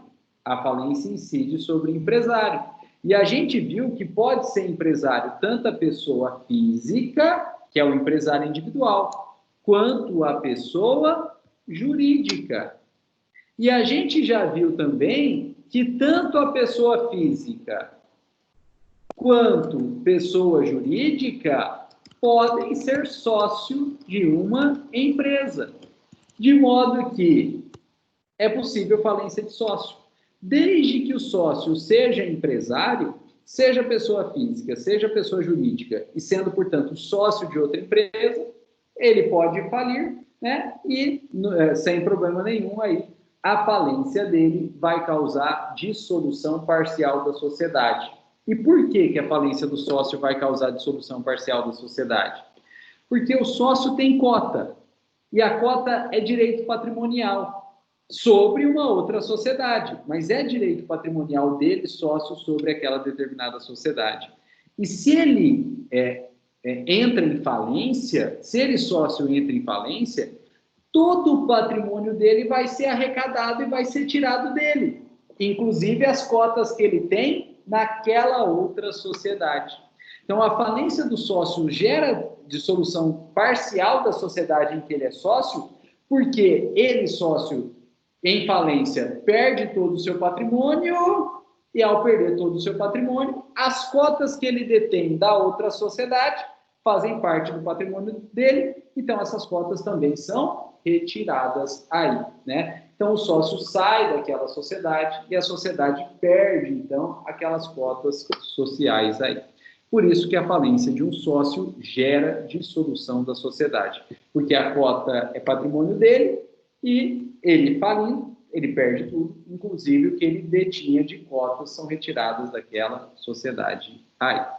Veja que o buraco é bem embaixo, né? Veja que o buraco é bem embaixo aí. Ô, Rodrigo. Oi? Tá escrito PFPF, né? PFPJ? PFPJ, é verdade. PFPJ. Aí, agora tá certinho. Pessoa física, né? E pessoa jurídica. Aí, obrigado. Agora tá certo. Pessoa física e pessoa jurídica. Bom, Rodrigo. Oi? Luciano, me perdi um pouco aqui. Ele é sócio, ok? A sociedade é limitada. A falência dele não se limita só a parte das cotas dele dentro da empresa? Então, e ele perde as cotas dele. Mas isso provoca a falência da empresa, dissolução total da empresa? Não, no momento algum eu falei que gera dissolução total da empresa. Eu falei não, que... Não, é que você escreveu caso de dissolução total, aí eu fiquei meio perdido, por isso a pergunta. A falência do sócio, porque se for falência da sociedade, é caso de dissolução total, mas é dissolução total do patrimônio do sócio. Não. Eu tô perdido. É assim, olha só, a gente está estudando as hipóteses de dissolução parcial da sociedade. E o que é dissolução parcial? É a saída de um sócio dentro daquela sociedade. E aí, uma das hipóteses de dissolução parcial é a falência do sócio.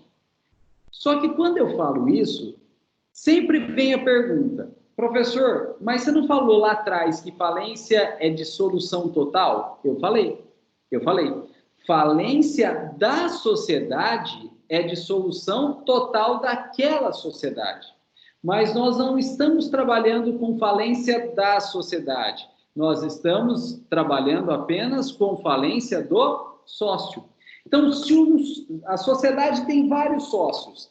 Se um dos sócios entra em falência, esse sócio vai sair fora da sociedade, porque ele vai perder as cotas que ele detém daquela sociedade.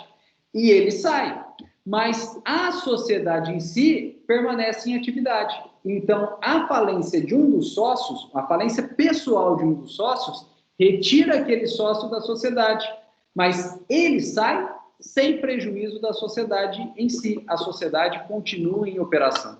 Por isso que eu escrevi aqui, ó, falência do sócio é dissolução parcial. Falência do sócio é dissolução parcial, porque o sócio está falindo, mas não a sociedade em que ele é sócio está falindo. A sociedade permanece aí, né? Agora, veja só, se a gente não está trabalhando com falência de um dos sócios, mas a gente falar que é falência da sociedade, falência de sociedade é dissolução total, porque você está falindo a sociedade toda. Enquanto que falência de apenas um dos sócios é dissolução parcial, porque o sócio que faliu, ele sócio que faliu, sai, só que a sociedade permanece. Pensa numa sociedade que tem 4 sócios, o sócio A, o sócio B, o sócio C e o sócio D. E o sócio A fale, ele entra em falência. Ele está fora da sociedade, porque ele perdeu tudo, inclusive as cotas que ele detinha dentro dessa sociedade. Ele perdeu. E a sociedade vai perder as cotas também que eram pertinentes àquele sócio. Deixa de existir, porque vai ser usada para pagar a dívida dele, sócio. Dívida pessoal dele, sócio, que entrou em falência. Só que quem faliu foi só o sócio A. O sócio B não faliu, o sócio C não faliu, o sócio D não faliu. O sócio B, C e D continuam em atividade dentro daquela sociedade. Só o sócio A que faliu sai fora. A sociedade não, porque o sócio B, sócio D, sócio B, sócio C e sócio D não faliram. Eles continuam plenamente em atividade aí, né? Então, falência de um dos sócios não atinge a sociedade. Ela continua em atividade com os demais sócios. O que vai acontecer é que aquele sócio sai e aquela sociedade perde as cotas pertinentes àquele sócio, mas a sociedade, continua em operação normalmente com os demais sócios aí, né? Então, veja, se aparecer na prova falência de um dos sócios, se é só de um dos sócios, você vai falar que é dissolução parcial, porque não atinge os demais sócios e ela permanece em atividade. Agora, se aparecer falência de sociedade, aí faliu a sociedade inteira, todos os sócios, né? E, portanto, aí é a hipótese de dissolução total daquela sociedade, né? Então, a falência é dissolução total ou dissolução parcial? Depende. Se quem faliu foi só um sócio e não a sociedade, é dissolução parcial. Agora, se quem faliu foi toda a sociedade, aí é dissolução total da sociedade. Muito obrigado, Rodrigo. Deu para entender? Tranquilo, muito obrigado. Imagina que fez. Beleza, pessoal, então terminamos aí falência de um dos sócios, né, como hipótese de dissolução parcial da sociedade.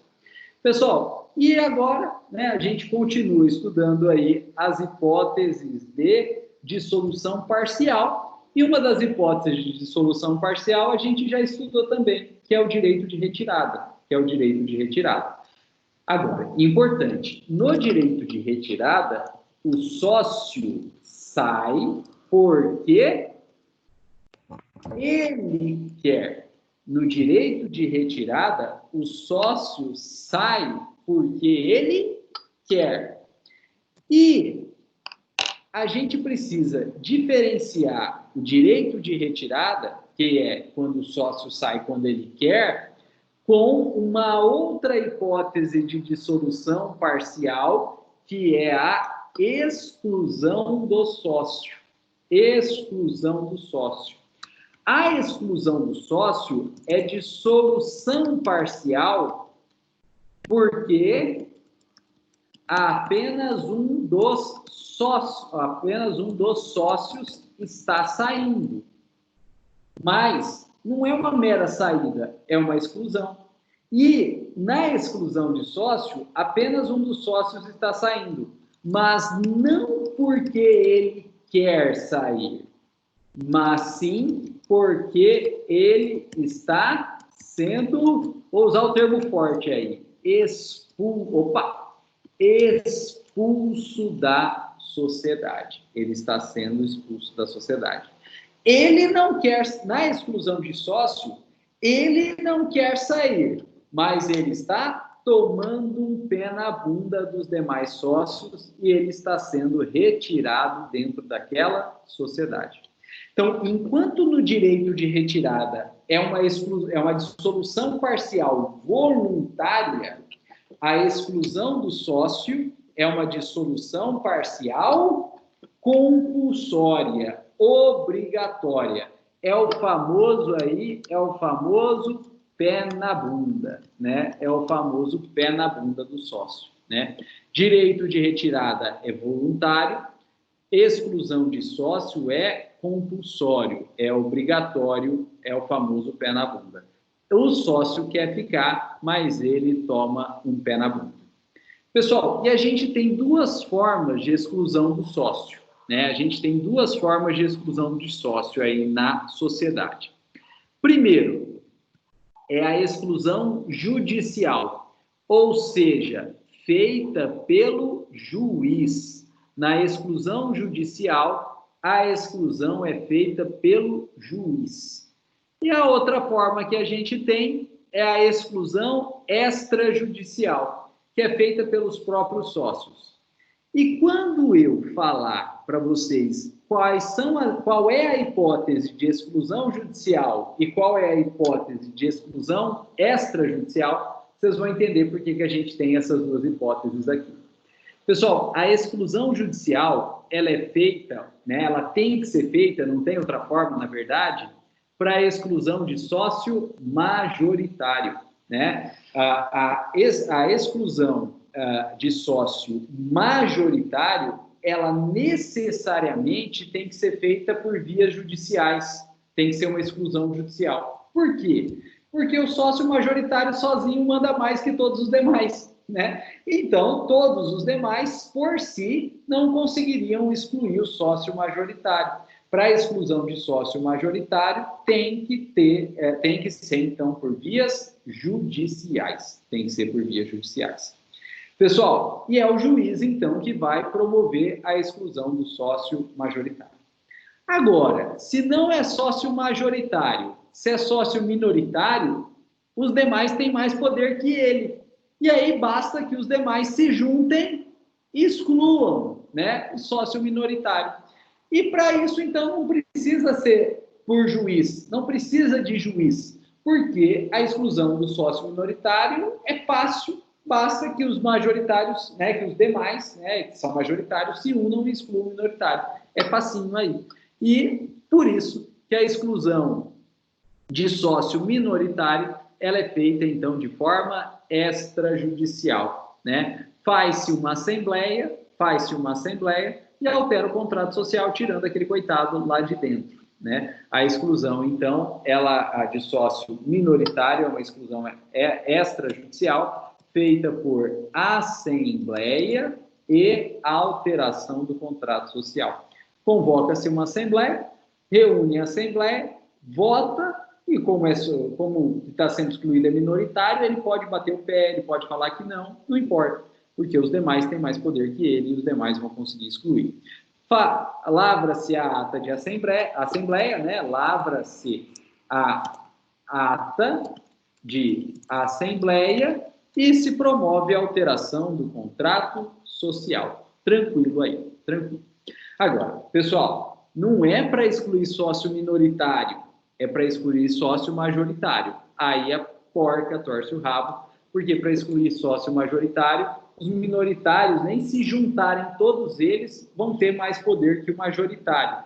E aí não adianta nada, né, eles se juntarem, porque o majoritário continua tendo mais poder, e para isso, então, os sócios minoritários, visando a exclusão do majoritário, vão ter que promover uma ação judicial de exclusão de sócio minoritário.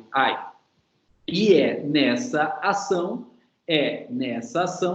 que o CPC de 2015 aí trouxe, né, um procedimento especial. Trouxe um procedimento especial.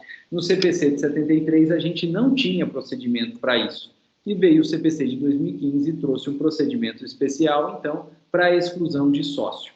Mas lembrando, isso aí só vale, só tem necessidade de procedimento judicial se for exclusão de sócio majoritário. Pessoal, e como essa exclusão ela será ou não feita pelo juiz, o juiz ele precisa de critérios para verificar se ele exclui ou não o sócio majoritário. E quem traz esses critérios é o artigo 1030 do Código Civil. Quem traz o critério para exclusão de sócio majoritário é o artigo 1030 do Código Civil. E o juiz só vai poder excluir o sócio majoritário em 2 casos, pessoal, em 2 casos. Primeiro caso, se o sócio majoritário praticar uma falta grave, né? Praticar uma falta grave. O que é falta grave? É ato atentatório à própria empresa em que ele é sócio majoritário, né? Ato atentatório à própria empresa em que ele é sócio majoritário. Exemplo, pessoal, o cara abre outra empresa e começa a concorrer com a empresa que ele é sócio anteriormente, né? Então, isso acontece. Às vezes ele acha que a empresa antiga vai quebrar, ele é sócio majoritário, mas ele acha que a empresa vai quebrar e que não tem o que fazer. Ele corre, abre uma outra empresa, uma nova empresa, e passa a concorrer com a empresa anterior, que ele continua sendo sócio majoritário. Ele não pode abrir uma nova empresa e concorrer com a anterior, né? Isso é ato atentatório à empresa. Isso é considerado, então, uma falta grave. Ou então, o sócio majoritário está desviando patrimônio, né? Está gerando confusão patrimonial ou está desviando patrimônio. Ou então, o sócio majoritário está usando a empresa para fins ilícitos, né? Também é uma falta grave. Então, falta grave aí, ato atentatório à própria empresa, também confusão patrimonial, né? Confusão patrimonial, desvio patrimonial, né? Desvio de finalidade e ato ilícito, né? Desvio de finalidade e ato ilícito. Permite, então, que o juiz possa considerar isso uma falta grave e excluir esse determinado sócio aí majoritário. Pessoal, e também o artigo 1030 fala que é possível a exclusão de sócio majoritário por incapacidade superveniente. Ele é o sócio majoritário, mas sofre um acidente de carro, por exemplo, e entra em estado vegetativo. Não tem jeito, ele está vivo, né? Ele é o sócio, ele é o detentor das cotas, mas ele está em estado vegetativo, ele não tem condição de administrar mais nada. Não tem jeito, né? Eventualmente é possível a exclusão desse sócio, então, majoritário. Esses são os 2 casos que a lei permite a exclusão do sócio majoritário. Pode, em outros casos? Pode, em outros casos. A regra é que não, né? A regra é que não, né? Esses são os 2 casos aí. Esses são os 2 casos. Pessoal, agora, a doutrina fala que esses casos do artigo 1030, eles só se aplicariam para a sociedade de pessoa, né? A doutrina entende que esses casos do 1030, né, eles só se aplicariam para a sociedade de pessoa e não se aplicaria para a sociedade de capital. Então, para a doutrina,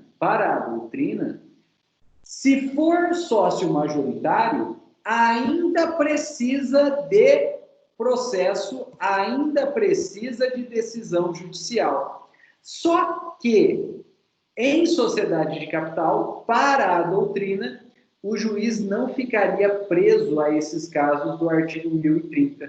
Para a doutrina, sendo uma sociedade de capital, não se aplicaria o artigo 1030 e, na verdade, o juiz poderia excluir o sócio majoritário sem se limitar a esses determinados casos aqui, né? Então, para a doutrina, o artigo 1030 estipula casos específicos, mas seriam casos específicos só para a sociedade de pessoa, né? Esses casos não se aplicariam para a sociedade de capital. E na sociedade de capital, o juiz ainda precisaria de juiz para a exclusão do sócio majoritário, mas não se aplicaria ou não se restringiria apenas aos casos do artigo 1030-AI. Pessoal, só que eu acho que isso abre muito, né? Eu acho que isso abre muito. O juiz aí, se ele pudesse, então, mesmo que seja uma sociedade de capital, se ele pudesse, então, excluir sem critério nenhum, isso, na verdade, abriria para a discricionariedade judicial, né? E isso seria uma carta muito branca para o juiz. Lembrando que a gente está no país capitalista, com o princípio da liberdade econômica, com o princípio da livre iniciativa, né? E, na verdade, todo mundo pode fazer o que bem entender, a não ser que tenha uma lei que proíba ou uma vontade própria. Nesse caso, o sócio é majoritário. Então, ele não tem vontade de sair e, na verdade, o que vale é a vontade dele. Tanto vale a vontade dele que a própria lei fala que, para a exclusão dele, precisa de processo. Precisa de processo do juiz, perante o juiz. E se entender que na sociedade capital não aplicaria o 1030, haveria liberdade do juiz, na verdade o juiz, por vontade dele, juiz, estaria violando o capital do outro, né, do sócio majoritário, sem critério. Então, na minha opinião, aí, que não vale absolutamente de nada, né, eu acho que isso aí é muito amplo, né, isso é dar uma carta branca ao juiz. Na minha opinião, esse entendimento seria inconstitucional, por violar, na verdade, princípios da liberdade econômica, da livre iniciativa, do empreendedorismo, todos eles previstos aí no artigo 170 da Constituição Federal. Não vale de nada, mas eu não concordo muito com isso aí, não. Eu acho que é uma carta branca para o Poder Judiciário, né? Carta branca para o Poder Judiciário, em desprestígio de princípios da liberdade econômica, do empreendedorismo aí, né? Então, Rodrigo, eu estou de pleno acordo com o seu comentário, mas o juiz na decisão, ele vai ter que fazer as alegações, ele não vai simplesmente decidir, ele vai ter que se basear em alguma coisa factível ou não. Sim, vocês estão estudando em teoria geral do processo, né, os princípios do processo. E um dos princípios, e na minha opinião é um princípio base da ciência processual, é o princípio do livre convencimento motivado do juiz, né, também chamado de princípio da persuasão racional do juiz, né, princípio base aí da ciência processual. Princípio do livre convencimento motivado, ou então do princípio da persuasão racional do juiz. O que significa esse princípio? Significa que todas as decisões judiciais têm que ser motivadas, né? Todas as decisões judiciais têm que ser motivadas. Então, é claro que quando o juiz decide, ele vai ter que motivar essa decisão aí, né? E é por isso que chama princípio da persuasão racional. O juiz, ele, para se persuadir, né, ou ser persuadido e tomar determinada decisão e, com isso, tomar determinado partido, ele tem que ter um raciocínio, persuasão racional. E ele vai ter que expor esse raciocínio na decisão dele. E é por isso que o princípio também chama de livre convencimento motivado, porque o juiz é livre para tomar o convencimento que ele quiser. Ele é livre para decidir da forma que ele quiser, desde que ele use o raciocínio lógico dele e motive, fundamente as decisões judiciais. Uma decisão judicial que não é lógica ou que não tenha fundamentação, ela é nula de pleno direito. Então, concordo plenamente contigo. O juiz ele vai ter que fundamentar isso aí, né? Toda vez que ele decide alguma coisa, ele é obrigado a fundamentar, senão a decisão ou é ilógica, ou se não tem fundamentação, em qualquer caso, ela é nula de pleno direito. Gera nulidade da decisão judicial aí. Mas, eu ainda acho que mesmo ele expondo esse raciocínio dele, Se a lei não traz nenhum tipo de critério, né, e como a regra é o direito econômico, é o empreendedorismo, é a liberdade econômica, é até o princípio do não confisco, né, não ter critérios desse caso, na minha opinião, é dar muita carta branca. Né? Na minha opinião, é dar muita carta branca. Então, eu não sou tão favorável à carta branca nesse caso aqui. Eu acho que mesmo acho, e não vale de nada porque a opinião é minha, né? Acho que não se poderia ter essa diferença entre sociedade de pessoas e sociedade de capital aí. Eu acho que o 2030 ele deveria servir de balizas, né? Tanto para a sociedade de pessoa quanto de capital. Exigindo, na verdade, um rigorismo maior na sociedade de pessoa, mas também a gente não pode não ter baliza nenhuma, né? Ser algo totalmente aberto na sociedade de capital, né? Então, o que eu queria aí é que na sociedade de capital tivesse um pouco mais de baliza, né? E não essa carta branca, que é o que parece que a doutrina constrói nesse caso aqui. Mas em ambos os casos, o juiz vai ter que fundamentar, né? Em ambos os casos, o juiz vai fundamentar. Na sociedade pessoa, ele já tem onde ele fundamentar, que é o 1030.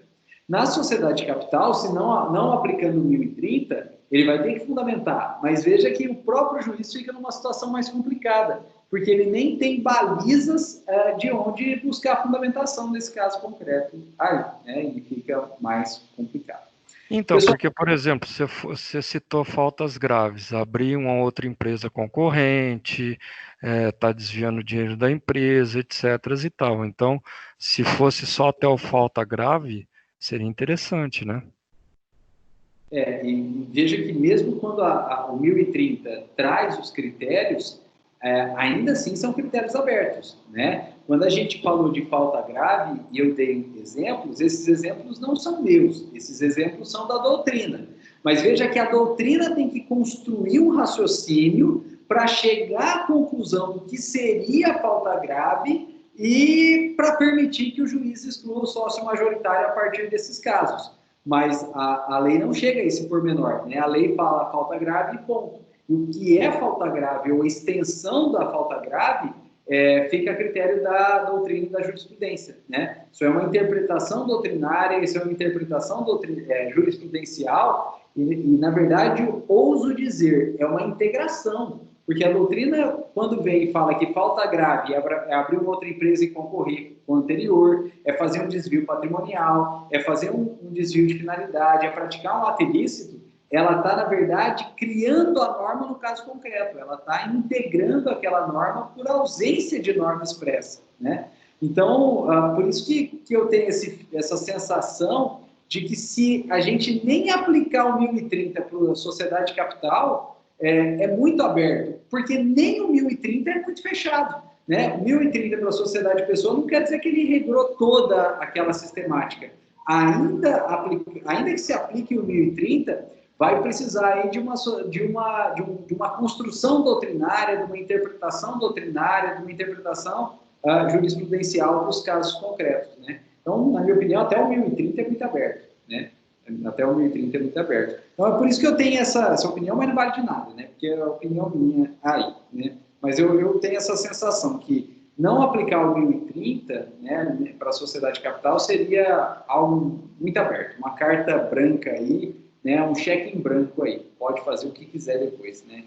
Então, mas você já está nos orientando que a gente vai ter que pegar a doutrina e criar em cima da doutrina para justificar essa falta grave. Sim, a lei não entra nesse pormenor. Ela fala em 1030, fala em falta grave, mas ela não define nem o que é e nem qual é a extensão do fato para que ele seja considerado uma falta grave. Isso é um problema, né? Isso é um problema.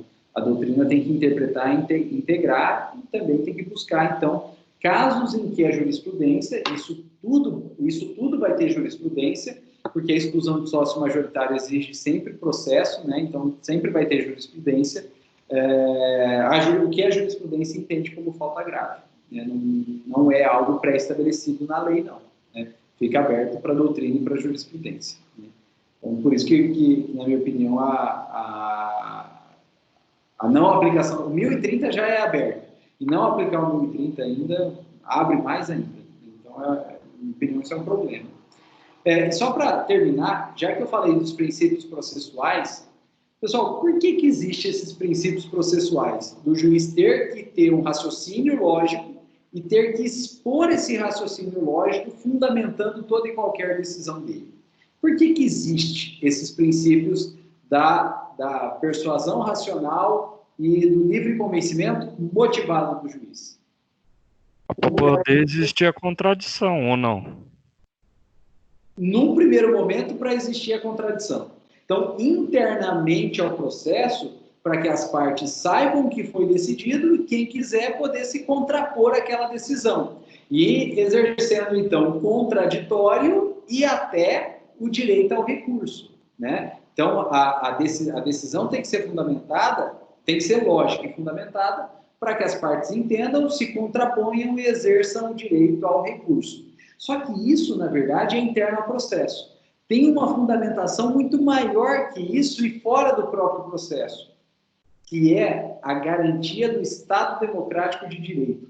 As decisões judiciais, elas têm que ser fundamentadas, em garantia do Estado democrático de direito. Porque se o juiz simplesmente decide, não diz por que ele decidiu, ele simplesmente decide, e a gente não sabe por que ele decidiu, ele, juiz, não tem baliza nenhuma. E ele pode dar um salto e passar de um Estado democrático para um Estado não democrático de direito e tomar decisões aí abusivas e tomar decisões aí não ditatoriais, mas decisões impositivas, né? Decisões absolutas, decisões, então, que tendem aí a um absolutismo, a um estado ditatorial, né? Se a gente entra com o processo e o juiz vira para a gente e fala não, porque não, a gente não sabe por que ele foi levado a decidir daquela forma. Pode ser porque ele tem construído um raciocínio lógico e fale não para a gente. Mas pode ser porque ele não goste da gente e fale não para a gente porque ele não gosta da gente. Nossa, eu odeio aquela parte, eu odeio aquele advogado. Aquele advogado estacionou na frente da entrada do fórum dos juízes, né? E eu peguei raiva dele. Aquele advogado pegou o elevador que era exclusivo dos juízes e do promotor, e eu não gosto dele. Então eu vou falar não para ele, e tudo que ele entrar aqui, ele vai receber um não. Gente, isso não é algo democrático, né? Pelo contrário, isso é algo absoluto, isso é algo até abusivo e ditatorial, né? E o juiz até pode falar não, ou até deve falar não, quando ele tem razões lógicas, jurídicas e expõe essas razões lógicas para falar não.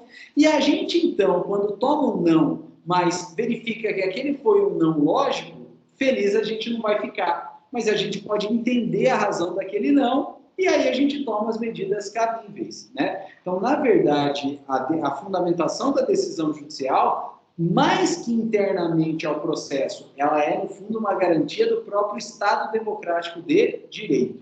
Quando se fundamenta as decisões e a gente entende o pano de fundo, e não é um pano de fundo arbitrário, não é um pano de fundo pessoal,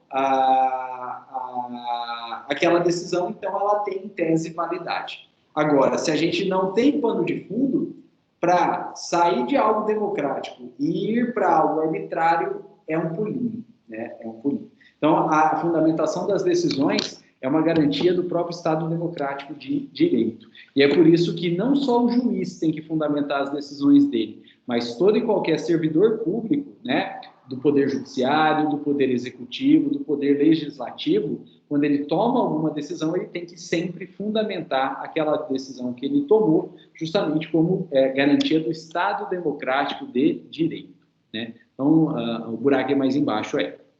Bom, pessoal, e para a gente terminar, a exclusão do sócio minoritário não precisa de ir para o Poder Judiciário, porque o sócio é minoritário, os demais sócios têm mais poder que ele aí, né? Então, a exclusão do sócio minoritário, ele é feito pelos demais sócios, sem Poder Judiciário, reunido esses demais sócios em assembleia, lavrando-se uma ata e registrando essa ata na junta comercial, né, promovendo, então, a exclusão do sócio, promovendo, então, a alteração do contrato social e a exclusão do sócio minoritário. Exclusão do sócio minoritário. Pessoal, e esse é o motivo aqui pelo qual eu acho que, na minha opinião, o artigo 1030 deveria se aplicar também para a sociedade de capital, né? Exclusão de sócio majoritário de sociedade de capital deveria aplicar também o 1030. Olha só, quando se fala de exclusão de sócio minoritário, nem precisa ir na justiça e tudo é feito pelos próprios sócios em assembleia. Só que o artigo de lei que trabalha com a exclusão do sócio minoritário, que é o artigo 1085, fala que para a exclusão do sócio minoritário precisa de ato de inegável gravidade. Olha, se para excluir o sócio minoritário num procedimento extrajudicial, o 1085 exige ato de inegável gravidade, se até para excluir o minoritário de forma extrajudicial precisa de ato de inegável gravidade, fica muito aberto a gente falar que para excluir sócio majoritário na justiça não precisaria, né? Não precisaria. Então, se até para o minoritário precisa de ato de inegável gravidade, né? Não fala em falta grave, mas fala de ato de inegável gravidade, precisaria aí também, na minha opinião, para a exclusão do sócio majoritário, ainda que seja uma sociedade de capital. Mas isso é opinião minha. Pessoal, então olha lá, exclusão de sócio minoritário, ela é feita de forma extrajudicial, só que o artigo 1085 exige aí que ele tenha praticado um ato de inegável gravidade. Agora, o que é ato de inegável gravidade?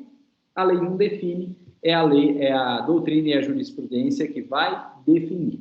E um dos exemplos que é trazido pela doutrina como ato de inegável gravidade é a exclusão do sócio remisso, né? Então, o sócio remisso, que é o sócio que subscreveu o capital social, né, assinando o contrato social, mas não integralizou o capital social, ele vai poder ser excluído. E sendo sócio minoritário, né, é possível fazer a exclusão de forma extrajudicial, né, em assembleia. Pessoal, e aí o detalhe final. No caso do sócio remisso, se ele for excluído, ele é remisso porque ele não pagou nada. Então, ao ser excluído, ele também não tira nada lá de dentro. Agora, a exclusão de algum outro sócio que não seja remisso, que é aquele que subscreveu e de fato integralizou, esse sócio que não é remisso sendo excluído, ele tem que ser indenizado pelo valor das suas cotas. Então, a exclusão de sócio não remisso gera direito de indenização. A exclusão de sócio não remisso gera aí direito de indenização, né? Que eu coloquei aqui como reembolso, né? Reembolso, direito à indenização. Ele tem que ser reembolsado pelo valor que ele integralizou do capital social. Bom, pessoal, o que vocês preferem? A gente toca e termina de solução total, que não é muita coisa, ou a gente faz um intervalinho muito breve de 10 minutos e continua depois em dissolução total. O que vocês preferem? Oi? Intervalo. Intervalo? Então tá bom. Então vamos fazer um intervalinho de 10 minutinhos, coisa rápida, pausa só para o café não, que tá à noite, né?